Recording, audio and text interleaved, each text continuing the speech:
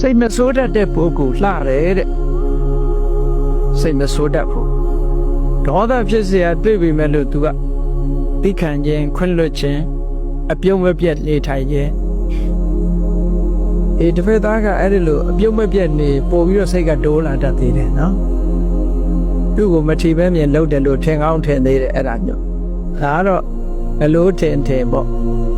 ဒေါသမဖြစ်အောင်ထိန်းနိုင်ရင်တော့အကောင်းဆုံးပဲအဲ့ဒါလို့သိခံခြင်းအပြုံးမပြတ်ဒေါသမထွက်ပဲဒီလိုဒေါသကိုချုပ်တီးဆောင်စည်းခြင်းဟာ